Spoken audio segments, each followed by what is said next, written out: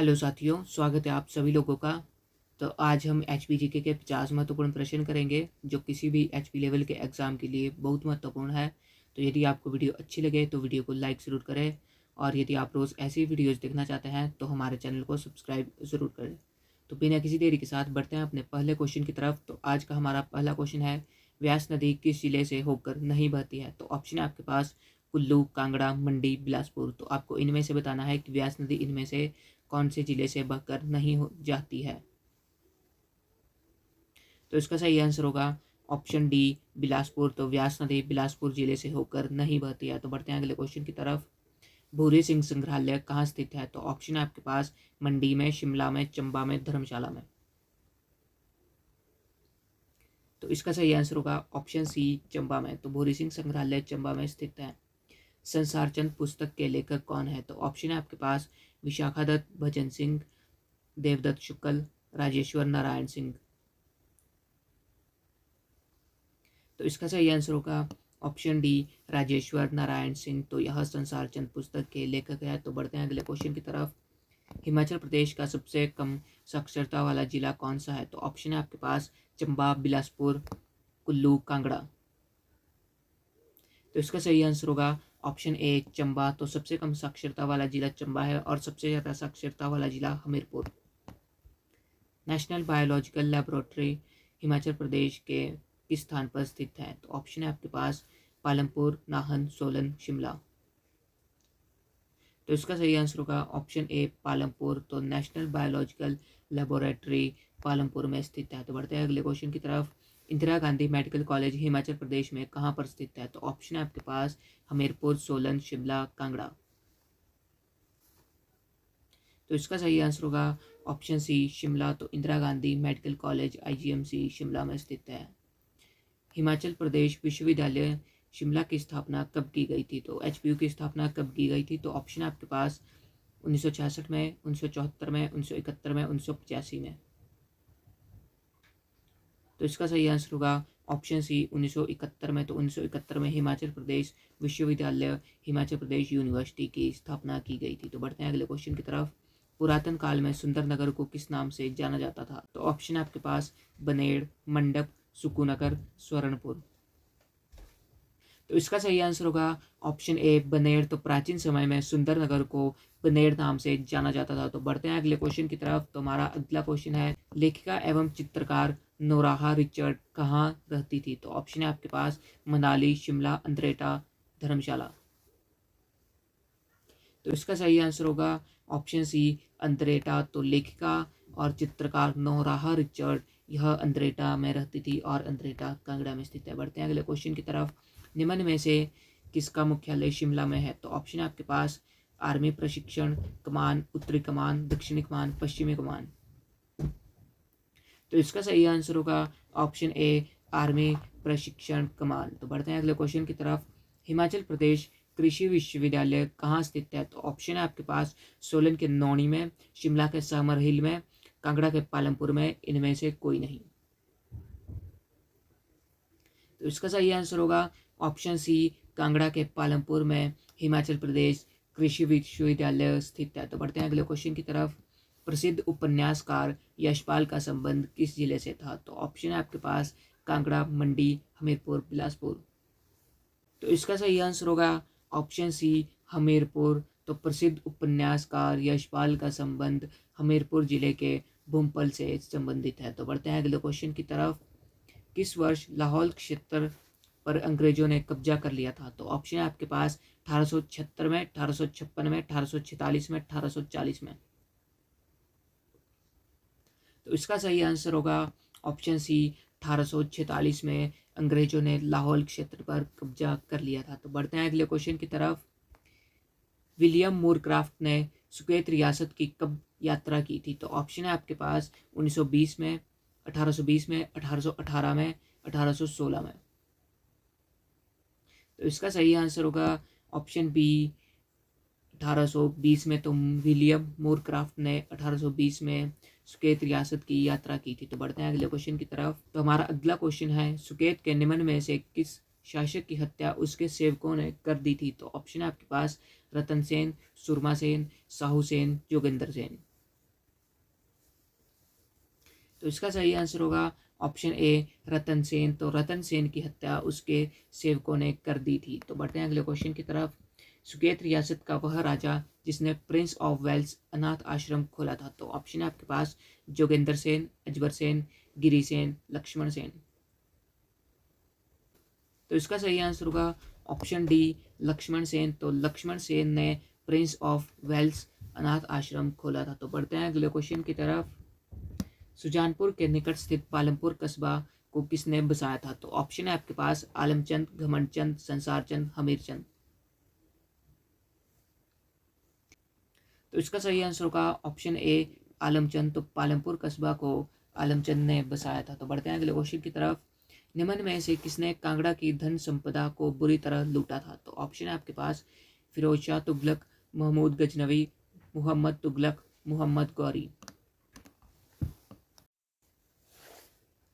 तो इसका सही आंसर होगा ऑप्शन बी महमूद गजनवी। तो महमूद गजनवी ने कांगड़ा की धन संपदा को बुरी तरह लूटा था और महमूद गजनवी ने कांगड़ा पर 1009 में आक्रमण किया था, राजा आनंद पाल को हराया था। तो बढ़ते हैं अगले क्वेश्चन की तरफ। हरिपुर निम्न में से किस रियासत की राजधानी रही है। तो ऑप्शन है आपके पास दातापुर, नादौन, हमीरपुर, गुलेर। तो इसका सही आंसर होगा ऑप्शन डी गुलेर। तो हरिपुर गुलेर रियासत की राजधानी रही है। तो बढ़ते हैं अगले क्वेश्चन की तरफ। प्रसिद्ध शासक संसार चंद की मृत्यु किस वर्ष हुई थी। तो ऑप्शन है आपके पास 1823 में, 1723 में, 1923 में, 1623 में।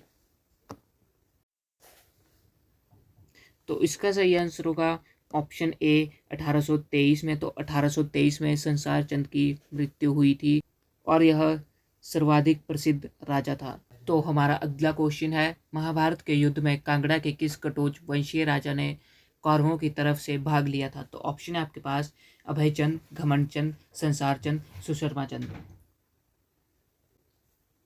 तो इसका सही आंसर होगा ऑप्शन डी सुशर्मा चंद ने। तो सुशर्मा चंद ने महाभारत के युद्ध में कौरवों की तरफ से भाग लिया था। तो बढ़ते हैं अगले क्वेश्चन की तरफ। तो हमारा अगला क्वेश्चन है, महलमोरिया नामक ऐतिहासिक स्थल जहां राजा संसारचंद एवं गोरखों के बीच युद्ध हुआ था कहाँ स्थित है। तो ऑप्शन है आपके पास शिमला, चंबा, हमीरपुर, कांगड़ा।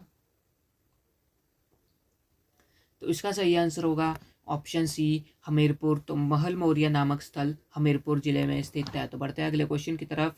बिलासपुर रियासत का अंतिम शासक निम्न में से कौन सा था। तो ऑप्शन है आपके पास अमरचंद, हीराचंद, विजयचंद, आनंदचंद। तो इसका सही आंसर होगा ऑप्शन डी आनंद चंद। तो बिलासपुर रियासत का अंतिम शासक आनंद चंद था और यह बिलासपुर का प्रथम मुख्य आयुक्त भी था। तो बढ़ते हैं अगले क्वेश्चन की तरफ। तो हमारा अगला क्वेश्चन है, कांगड़ा का निम्न में से वह शासक जो अपनी क्रूरता के बावजूद जनता में लोकप्रिय था वह कौन था। तो ऑप्शन है आपके पास लक्ष्मीचंद, संसारचंद, घमंडचंद और हरिचंद। तो इसका सही आंसर होगा ऑप्शन सी घमंडचंद। तो बढ़ते हैं अगले क्वेश्चन की तरफ। नाहन नगर की नींव किस शासक ने रखी थी। तो ऑप्शन है आपके पास राजेंद्र प्रकाश, शुभंश प्रकाश, करम प्रकाश, कीर्ति प्रकाश। तो इसका सही आंसर होगा ऑप्शन सी करम प्रकाश। तो नाहन नगर की नींव करम प्रकाश ने रखी थी। तो बढ़ते हैं अगले क्वेश्चन की तरफ। तो हमारा अगला क्वेश्चन है, कालसी, नेरी तथा राजवन निम्न में से किस रियासत या फिर राज्य की राजधानी रही है। तो ऑप्शन है आपके पास सिरमौर, बिलासपुर, ऊना, मंडी। तो इसका सही आंसर होगा ऑप्शन ए सिरमौर। तो सिरमौर की कालसी, नेरी तथा राजवन ये तीनों सिरमौर रियासत की राजधानी रही है। तो बढ़ते हैं अगले क्वेश्चन की तरफ। तो हमारा अगला क्वेश्चन है, महाराजा रणजीत सिंह ने निम्न में से किसे पहाड़ी राज्यों का नाजिम नियुक्त किया था। तो ऑप्शन है आपके पास सरदार गुरुबख्श सिंह, साहिब सिंह, देसा सिंह मिजाठिया, चंदन सिंह। तो इसका सही आंसर होगा ऑप्शन सी देसा सिंह मिजाठिया। तो बढ़ते हैं अगले क्वेश्चन की तरफ। तो हमारा अगला क्वेश्चन है, निम्न में से किस शासक ने 1527 ईस्वी में मंडी शहर की स्थापना की थी। तो किसने की थी। तो ऑप्शन है आपके पास ललित सेन, रूप सेन, अजबर सेन, ईश्वर सेन। तो इसका सही आंसर होगा ऑप्शन सी अजबर सेन। तो अजबर सेन ने 1527 ईस्वी में मंडी शहर की स्थापना की थी। तो बढ़ते हैं अगले क्वेश्चन की तरफ। सिरमौर का प्राचीन नाम इनमें से क्या था? तो ऑप्शन है आपके पास सिनकोना, सुलोकिना, सुलोचना, इनमें से कोई नहीं। तो इसका सही आंसर होगा ऑप्शन बी सुलोकिना। तो सिरमौर का प्राचीन नाम सुलोकिना था। तो बढ़ते हैं अगले क्वेश्चन की तरफ। देलत रियासत की स्थापना किसने की थी? तो किसने की थी? ऑप्शन है आपके पास करमदास, महेंद्र सिंह, सरजीत, पृथ्वी सिंह। तो इसका सही आंसर होगा ऑप्शन डी पृथ्वी सिंह। तो पृथ्वी सिंह ने देलत रियासत की स्थापना की थी। तो बढ़ते हैं अगले क्वेश्चन की तरफ। भरमौर का पुराना नाम निम्न में से क्या था? तो ऑप्शन है आपके पास चंपानगर, ब्रह्मपुर, चंबा, ब्रह्मानगर। तो इसका सही आंसर होगा ऑप्शन बी ब्रह्मापुर। तो ब्रह्मापुर भरमौर का पुराना नाम था। तो बढ़ते हैं अगले क्वेश्चन की तरफ। चंबा राज्य की स्थापना किसने की थी? तो किसने की थी? ऑप्शन है आपके पास मारूवर्मन, साहिल वर्मन, आदित्य वर्मन, लक्ष्मण सिंह। तो इसका सही आंसर होगा ऑप्शन ए मारूवर्मन। तो मारूवर्मन ने चंबा राज्य की स्थापना की थी। तो बढ़ते हैं अगले क्वेश्चन की तरफ। निम्न में से किस शासक का संबंध सिरमौर रियासत से नहीं है? तो ऑप्शन है आपके पास शुभ प्रकाश, कीर्ति प्रकाश, अमर प्रकाश, हरिचंद। तो इसका सही आंसर होगा ऑप्शन डी हरिचंद। तो हरिचंद का संबंध सिरमौर रियासत से नहीं है, बाकी सब सुवंश प्रकाश, कीर्ति प्रकाश और अमर प्रकाश का संबंध सिरमौर रियासत से है। तो बढ़ते हैं अगले क्वेश्चन की तरफ। चंबा की रानी की याद में कौन से मेले का आयोजन किया जाता है? तो ऑप्शन है आपके पास रिवालसर का मेला, सूही का मेला, नैना देवी का मेला, लवी का मेला। तो इसका सही आंसर होगा ऑप्शन बी सूही का मेला। तो चंबा की रानी की याद में सूही का मेला लगाया जाता है। तो बढ़ते हैं अगले क्वेश्चन की तरफ। प्राचीन समय में चंबा रियासत का मुख्यालय कहाँ था? तो कहाँ था? सलूनी, ब्रह्मपुर, पांगी, चंबा। तो इसका सही आंसर होगा ऑप्शन बी ब्रह्मपुर। तो चंबा रियासत का मुख्यालय प्राचीन समय में ब्रह्मपुर था। तो बढ़ते हैं अगले क्वेश्चन की तरफ। कांगड़ा किला और किस किस नाम से जाना जाता है? तो ऑप्शन है आपके पास नगरकोट, भीमकोट, ए एवं बी दोनों, इनमें से कोई नहीं। तो इसका सही आंसर होगा ऑप्शन सी ए एवं बी दोनों। तो नगरकोट और भीमकोट के नाम से कांगड़ा किला जाना जाता है। तो बढ़ते हैं अगले क्वेश्चन की तरफ। धर्मशाला में निम्न में से किस अंग्रेज गवर्नर जनरल या फिर वायसराय की समाधि है? तो ऑप्शन है आपके पास Lord Elgin, Lord Lawrence, Lord Auckland, Lord Dalhousie.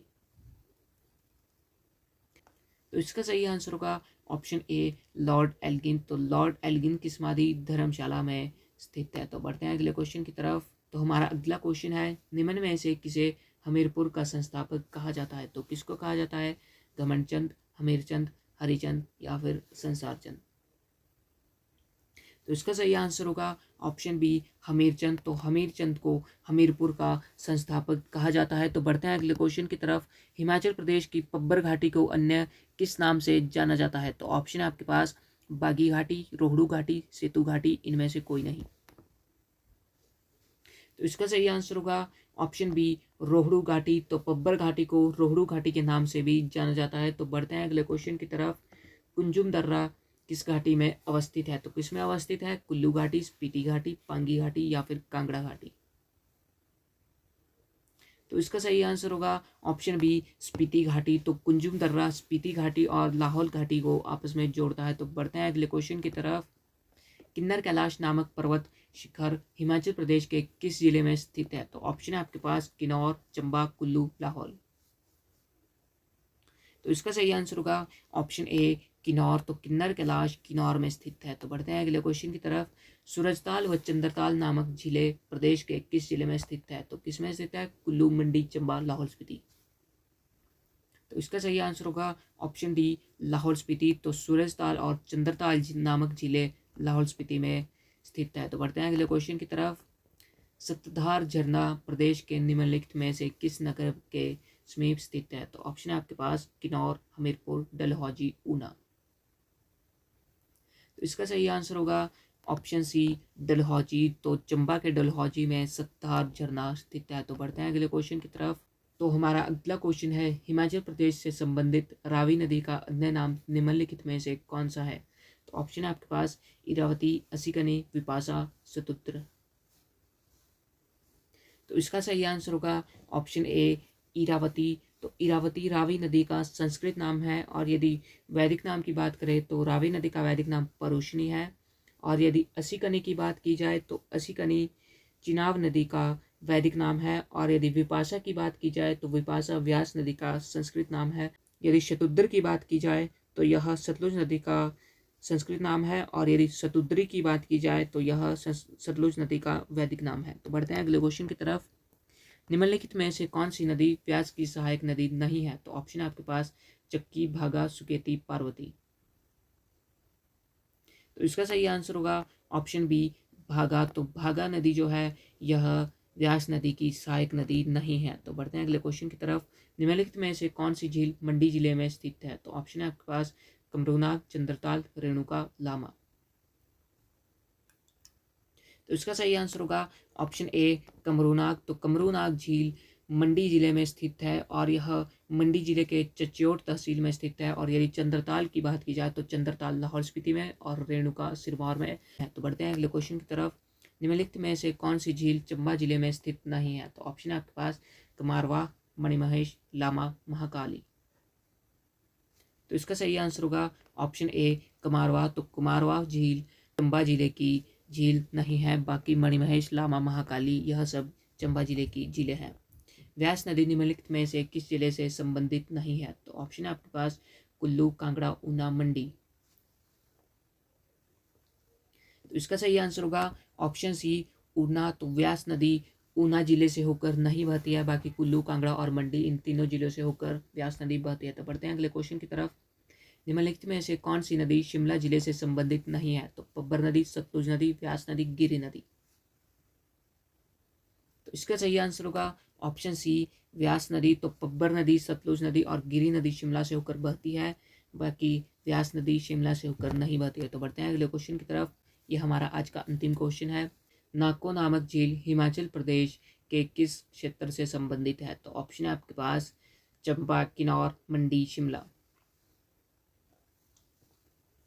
तो इसका सही आंसर होगा ऑप्शन बी किन्नौर। तो नाको झील किन्नौर जिले में स्थित है। तो इसी के साथ हमारी आज की वीडियो समाप्त होती है। यदि आपको वीडियो अच्छी लगे तो वीडियो को लाइक ज़रूर करें और अपने दोस्तों के साथ शेयर करें। और यदि आप रोज़ ऐसी ही वीडियोस देखना चाहते हैं तो हमारे चैनल को ज़रूर सब्सक्राइब करें। तो मिलते हैं अगली वीडियो में। जय हिंद, जय भारत।